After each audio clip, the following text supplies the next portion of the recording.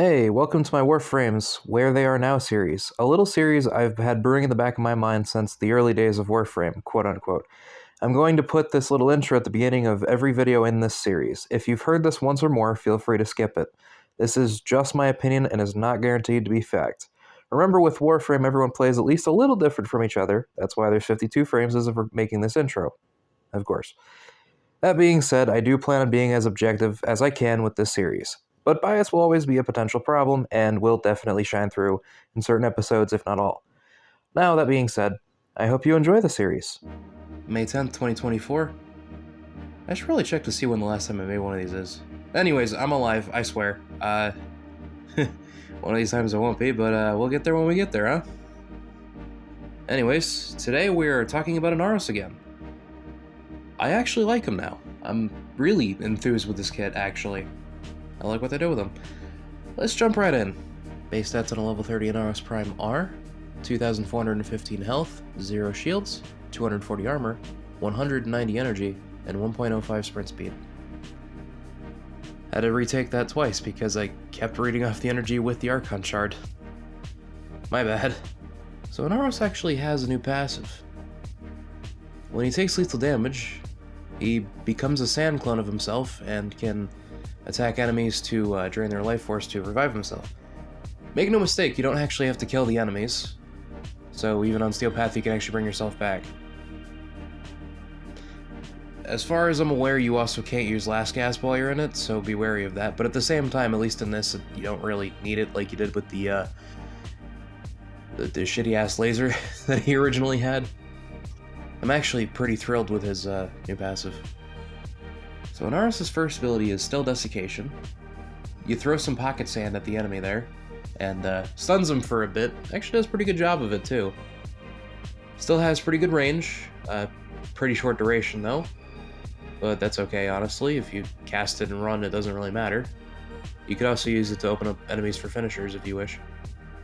Which brings me to the Augment.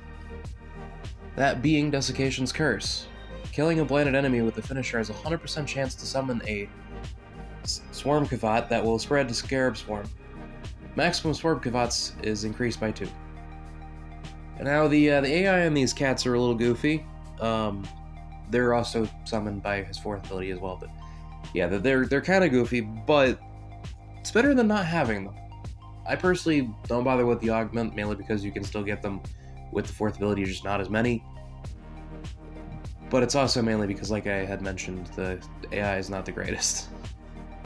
So his second ability is Sandstorm. I remember when that was his 3rd ability. I do not miss Devour. Either way, I thought this ability was pretty irredeemable before, but they actually managed to save it and make it pretty good. So as for what it does now, you zip along pretty quick, and instead of flinging enemies in random directions, it actually pulls them in and deposits them right underneath you. It has a pretty nasty augment as well, Elemental Sandstorm, that being it gets an additional 50% ability range and has a 100% chance of inflicting status effects based on the damage types and mods equipped on your melee weapon. So it kinda turns your Sandstorm into a stats stick, and does a pretty good job of it. I will say it's not like amazing damage or anything like that. Granted, if you have a lot of statuses on your weapons, particularly ones aligned with the weaknesses of the enemies, that could be pretty nasty, especially with the incoming damage rework. Granted, yes, it'll have to wait and see on that one, but from the looks of it, it looks like it's going to get even better with that. So his 3rd ability is Scarab Shell. DE decided, hey, let's take his 4th ability and rip it in half. Though, I'll be honest, I'm not complaining. I actually like how these work now. So you actually, fun enough, you also zip along pretty quick with Scarab Shell now as well, but it's the armor part of it. So you hold it, you sacrifice some health, you get some armor, and you're doing pretty good. It's a pretty good amount of armor as well. It also gives you status protection by sacrificing the armor as well, which is quite nice. If I remember correctly, his augment used to do that for him. But now you don't need the augment for that. But he does have an augment for it, that being Negation Armor. When he takes fatal damage, he consumes Scarab Shell to heal with the brief invulnerability that ends with a deadly slash proc. and cooldown of 30 seconds. So if you want to have even more protection, there you go. I will say realistically you shouldn't need it on Inaros, but if you do, or if you're planning on going to, I don't know, fucking, I guess level cap really, it's there for you. Inaros' final ability is Scarab Swarm. You throw some scarabs at your enemies, and they get armor stripped pretty damn fast. Does some decent corrosive damage. It's actually scaling with your health. Looks like it's about 1/10 of your health, which is kind of nice because at least you know exactly where it's going to be without even having to think about it, as long as you know that. Decent amount of range, decent amount of duration, easily uppable with mods, of course. And each enemy that dies when they're immersed with the Scarab Swarm actually summon a sand cavat to help out with you. As mentioned earlier, the AI on them's not the greatest, but I mean, hey, they're better than not having them, in fairness. This ability is actually quite nice, and thanks to the new Archon shards, it's even more ridiculous because you can do full armor strip. So, honestly, go nuts. This doesn't have any augments yet, though I'm not 100% sure what the hell you do for augments for this ability. Though, I do look forward to the inevitability of getting them for it. I am genuinely curious to see what they have in mind for it. As for my build, well, actually I have 3. Let's go ahead and start with Gara. I have pretty high duration, high range, and high strength. Surprisingly. Arcane Energize, Molt Reconstruct, Umbral mods, of course. Rush Projection might be coming off for something else, though I'm not sure what. Same with Molt Reconstruct. The first ability heals enough to where I don't really need it, and with how much health and armor he has, yeah. But anyways, as for the second build, Haboob, like the Sandstorm, have Dreamer's Bond instead of the Corrosive Projection. Still have pretty much the same layout, although I did sacrifice a bit of range for Elemental Sandstorm. I tend to use my Ceramic Dagger that I have set up for Gara for that. Works pretty well. And my third and final build, I call it Tornado. I subsumed, Desiccation off for Tempest Barrage with the Viral Tempest mod. It's a lot of fun, actually. I don't use this one too often, usually it's just when I'm fucking around, but it's a lot of fun. But as for the Archon shards on him, I have 1 for Energy Maximum to help out with that. 2 for the max stacks to Corrosion. 1 to Ability Duration and 1 to Ability Strength. I am going to be converting that Ability Strength one to another duration, because I realized I didn't really need the extra strength from it. I just currently don't have enough resources for Bile to do that. So how does he fare for Deviri? Well, I actually really like getting him now.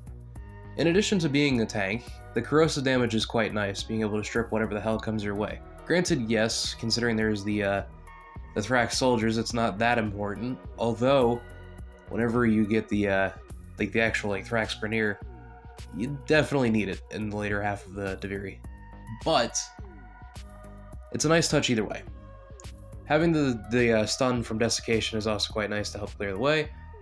And yeah, in general, just being a tank with that is quite nice, along with the CC. I love new Inaros. I love what they did with Rework. I think he handles amazingly. It's actually very close to what I had in mind for Inaros, back when I had first heard about him. I will say I did envision more CC and less armor strip, but I'm not complaining about the armor strip. I think that's a really good way to go with him. Now, with old Inaros, don't get me wrong, the tank was nice, but that's all he really had. I know he was trying to have CC, and that's all well and good, but he didn't do it well enough, if you ask me. He was pretty much just a fucking tank.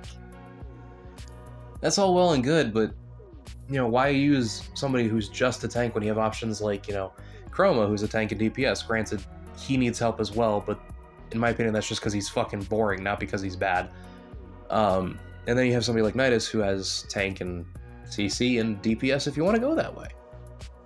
I love where he's at now, because it kind of feels like the Nidus approach, where it's, tank and CC, but there's DPS in there as well. It handles beautifully. Absolutely love it. I love it whenever they go back and rework a frame like this. They've done great recently with these, I would say. I'm pretty happy with them.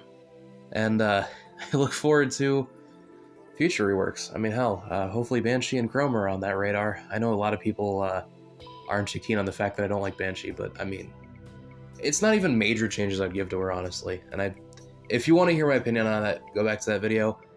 It's a little lighter than it was back then, but pretty much holds true to this day for me.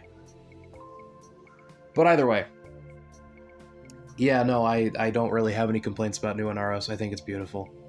Thank you all for watching. Let's go ahead and spin that wheel.